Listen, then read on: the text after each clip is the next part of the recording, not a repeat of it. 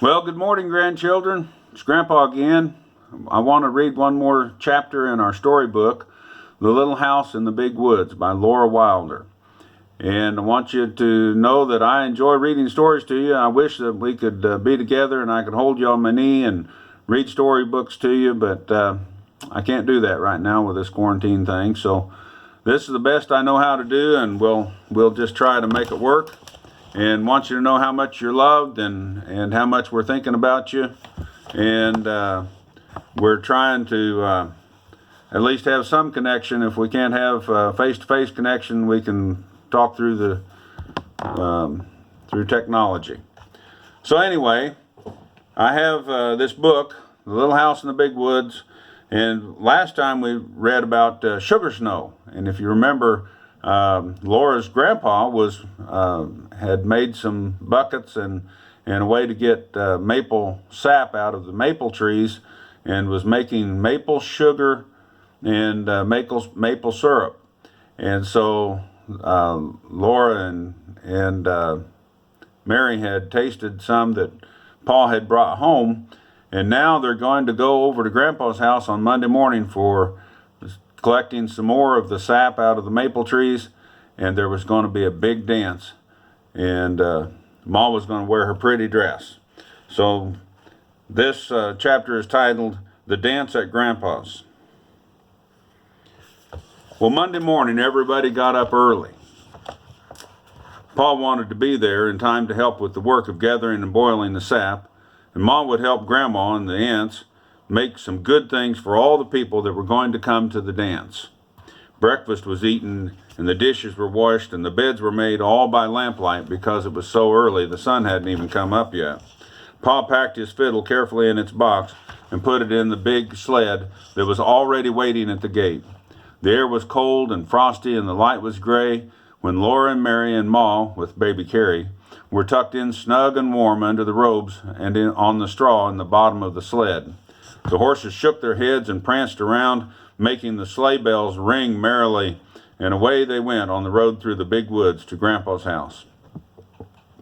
The snow was damp and smooth in the road, so the sled slipped quickly over it, and the big trees seemed to be just hurrying by on either side.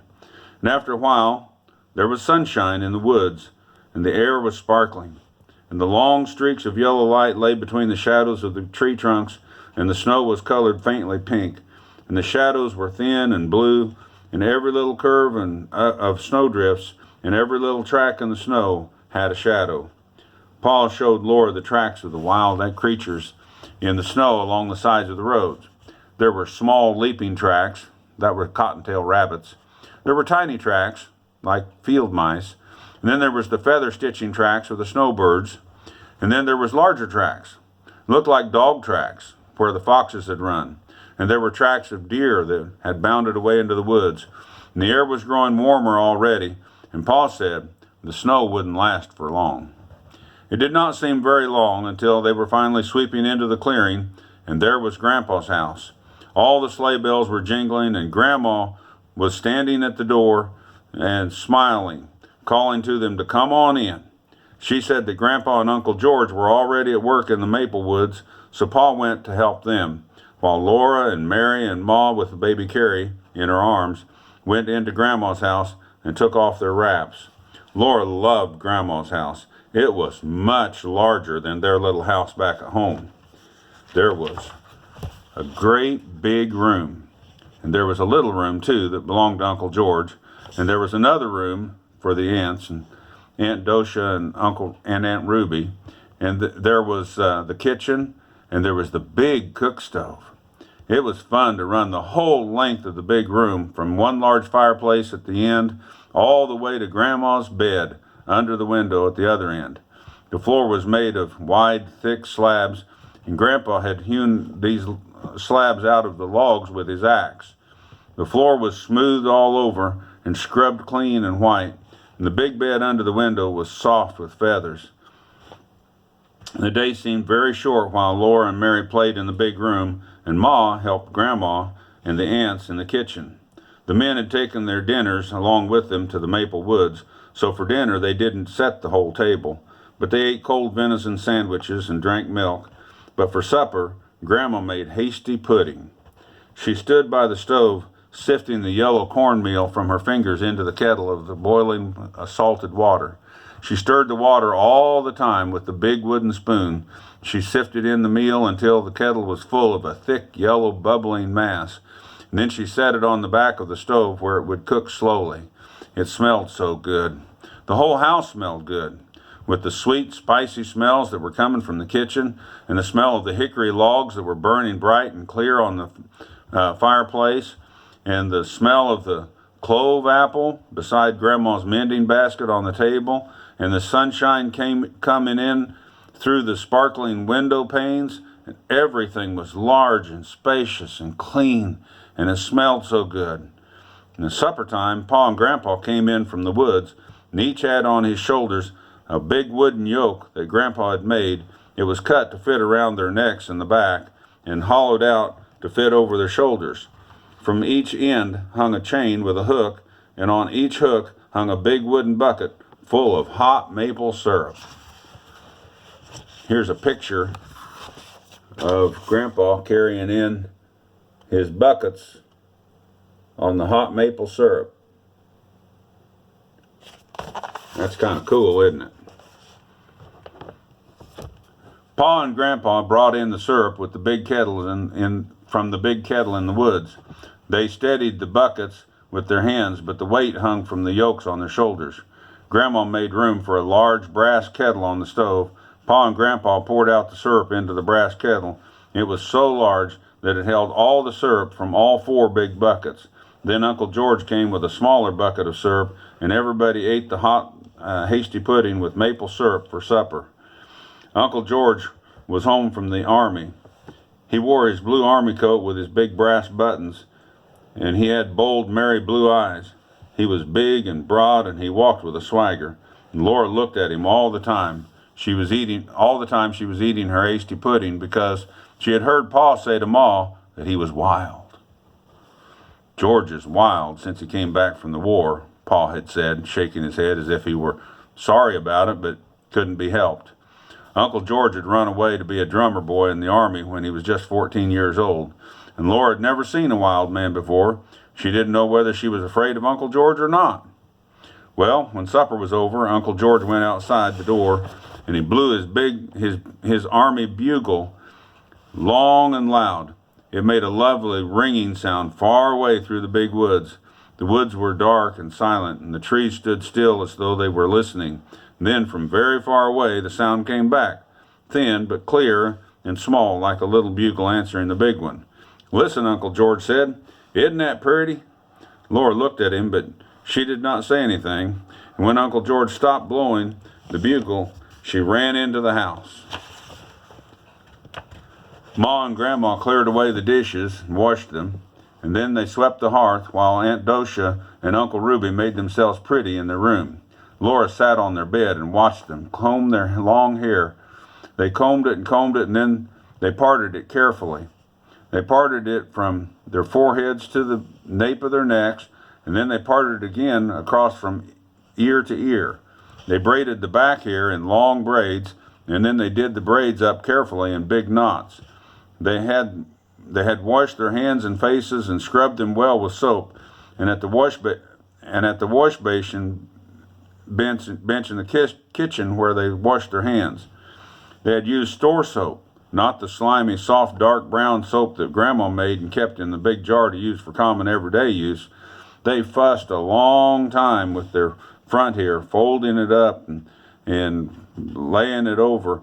They held up the lamp to look at their hair in the looking glass that hung on the big wall, and they brushed it so smooth on each side of the straight white part that it shone like silk in the lamplight. The little fluff on each side shone too, and the ends were coiled and twisted, and they were neat under the big knot in the back. Here's a picture of how they might have fixed their hair.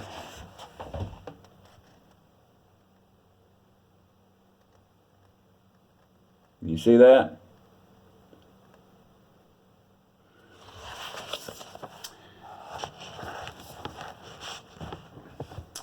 Then then they pulled their beautiful white stockings on, and they had them knit of fine cotton thread in lacy open patterns, and they buttoned up their best shoes. Then they helped each other with their corsets. Aunt Docia pulled and pulled and pulled as hard as she could on Aunt Ruby's corset strings, and then Aunt Docia hung on to the foot of the bed while Aunt Ruby pulled on hers. "Pull, Ruby, pull," Aunt Docia said breathlessly. "Pull harder." So Aunt Ruby braced herself with her feet and pulled harder, and Aunt Docia kept measuring her waist with her hands, and at last she gasped, "I guess that's the best you can do." She said Caroline says that Charles could span her waist with his hands when they were married. Caroline was Laura's ma, and when she heard this, Laura felt proud. Then Aunt Ruby and Aunt Docia put on their flannel petticoats, and then they put on their plain petticoats, and then their stiff, starched white petticoats with their knitted lace all around the flounces, and then they put on their beautiful dresses. And Aunt Docia's dress was sprigged print, dark blue, with sprigs of red flowers and green leaves picking thick on it. The basque was buttoned up down the front with black buttons that looked so exactly like juicy black berries that Laura wanted to see if she could taste them. Aunt Ruby's dress was a wine-colored calico covered all over with feathery pattern in lighter wine color. It buttoned with a gold-colored buttons, and every button had a little castle with a tree carved on it. Aunt Docia's pretty white collar was fastened in the front with a large round cameo pin which had a lady's head on it. But Aunt Ruby pinned her collar with a red rose made of sealing wax. She had made it herself on the head of a darning needle which had a broken eye, so it couldn't be used as a needle anymore. They looked so lovely, sailing over the floor so smoothly with their large round skirts, and the little waists rose up tight and slender in the middle, and their cheeks were red and their eyes were bright under the wings of shining, sleek hair. Ma was beautiful, too. In her dark green delaine, with the little sleeves that looked like strawberries scattered all over them. The skirt was ruffled and flounced, trimmed with knots of green ribbon. In the nesting of her throat was a gold pin. The pin was flat, as long as wide as Laura's two biggest fingers, and it was carved all over with scalloped on the edges, and Ma looked so rich and so fine, Laura was afraid to touch her. People had begun to come. They were coming in on foot from the snowy woods with their lanterns, and they were driving up to the doors and in the sleds and in wagons. Sleigh bells were jingling all the time, and the big room was filling up with tall boots and swishing skirts. And ever so many babies were lying in rows on Grandma's bed. Uncle James and Aunt Libby had come with their little girl. Her name was Laura Ingalls, too, and the two Lauras leaned on the bed and looked at the babies, and the other Laura said her baby was prettier than baby Carrie. "She is not neither," Laura said. "Carrie's the prettiest baby in the whole world." "No, she ain't," said the other Laura said. "Yes, she is." "No, she isn't." "Yes, she is." "No, she isn't." "Yes, she is." "No, she isn't." Ma came sailing over in her fine delaine. She said severely, "Laura." So neither Laura said anything anymore. Uncle George was blowing his bugle. It made a loud ringing sound in the big room, and Uncle George joked and laughed and danced about blowing the bugle, and then Pa took his fiddle out of its box, and he began to play. All the couples stood in squares on the floor and began to dance when Pa called out the figures. Grand right and left," Pa called out, and all the skirts began to swirl, and all the boots began to stamp, and the circles went round and round and round, and the skirts were going one way, and the boots were going the other way, and the hands were clasping and parting, and high up in the air, and "Swing your partners," Pa called, and each gent bowed to the lady on the left.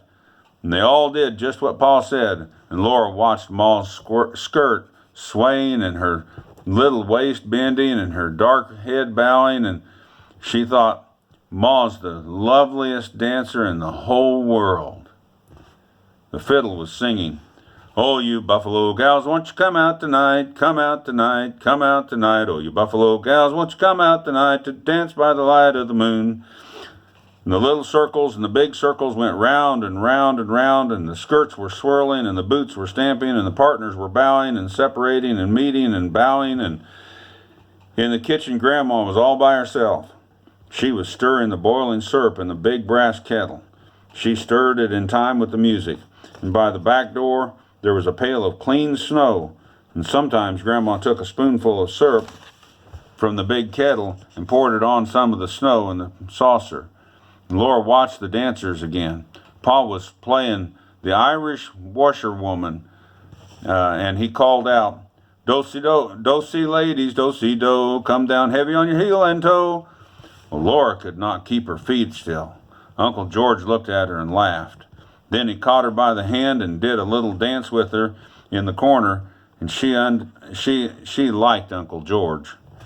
Everybody was laughing over by the kitchen door, and they were dragging Grandma in from the kitchen, and Grandma's dress was beautiful.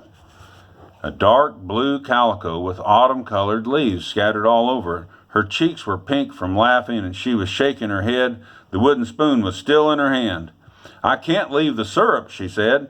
But Pa began to play the Arkansas Traveler, and everybody began to clap in time to the music, so Grandma bowed to them, and they all did a few. Then she did a few steps by herself. She could dance as pretty as any of them, and the clapping almost drowned out the music of Pa's fiddle. Suddenly, Uncle George did a pigeon wing, and bowing low before Grandma, he began to jig. Grandma tossed her spoon to somebody, and she put her hands on her hips, and she faced Uncle George, and everybody shouted, and Grandma was jigging. Laura clapped her hands in time with the music with all the other clapping hands, and the fiddle sang and sang as it had never sung before, and Grandma's eyes were snapping and her cheeks were red, and underneath her skirts her heels were clicking just as fast as the thumping of Uncle George's boots, and everybody was excited. Uncle George kept on jigging, and Grandma kept on facing him, and she was jigging too, and the fiddle did not stop. And Uncle George began to breathe loudly, and he wiped the sweat from his forehead, and Grandma's eyes were twinkling. "You can't beat her, George," somebody shouted. Uncle George jigged even faster. He jigged twice as fast as he had been jigging, and so did Grandma. So everybody cheered again, and all the women were laughing and clapping their hands with the music, and all the men were teasing George, and George didn't care. But he did not have breath enough to laugh anymore. He was jigging. Pa's blue eyes were snapping and sparkling as he was standing up now, watching George and Grandma, and his bow just danced over the fiddle strings. Laura was jumping up and down, and she squealed and she clapped her hands, and Grandma kept on jigging. And her hands were on her hips, and her chin was straight up, and her eyes were smiling, and her face was smiling, and George kept on jigging, but his boots didn't thump near as loudly as they had thumped at first. And Grandma's heels were still clickety-clacking just as gaily as ever, and a drop of sweat was dripping off of George's forehead, and it shone on his cheek. And all at once he just threw up his arms and he said, I'm beat, and he stopped jigging.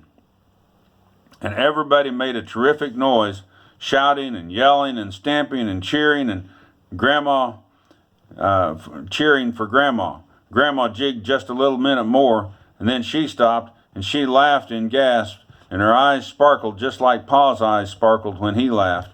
And George was laughing too, and his forehead, he wiped his forehead on his sleeve, and suddenly Grandma stopped laughing, and she turned and she ran as fast as she could into the kitchen.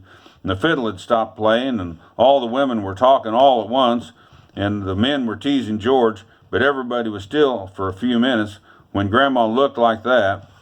And then she came to the door between the kitchen and the big room, and she said, "The syrup is waxing. Come help me. Come help yourselves." So everybody began to talk and to laugh again, and they all hurried to the kitchen for plates. and they ran outdoors to fill their plates with snow. And the kitchen door was open, and the cold air was coming in, and outdoor the stars were frosty in the blue sky, and the air was nipping at Laura's cheeks and nose, and her breath was like smoke.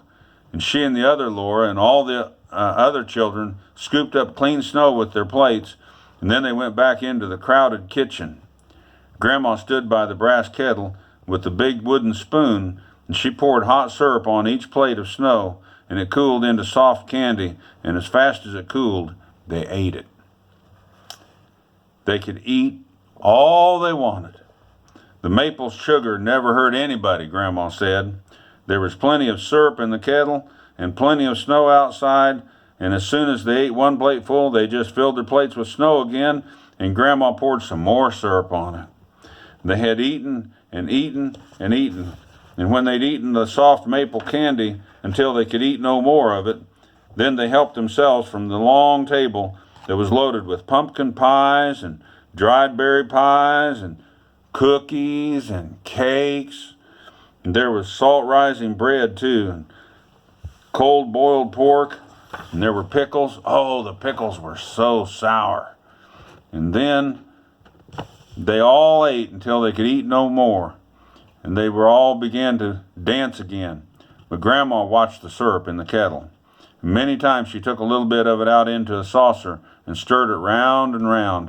And then she shook her head and poured the syrup back into the kettle. And the other room was loud and merry with the music. The fiddle was going and the noise of the dancing and everything. And at last, as Grandma stirred the syrup in the saucer, it turned into little grains like sand. And Grandma called, "Quick, girls, it's graining." And Aunt Ruby and Aunt Dosha and Ma left the dance floor, and they came a-running.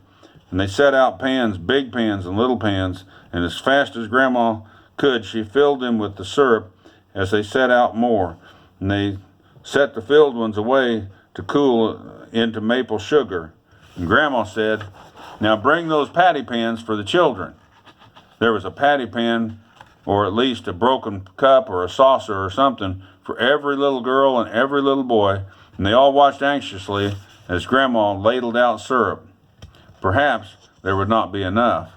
Then somebody would have to be unselfish and be polite. There was just enough syrup to go around.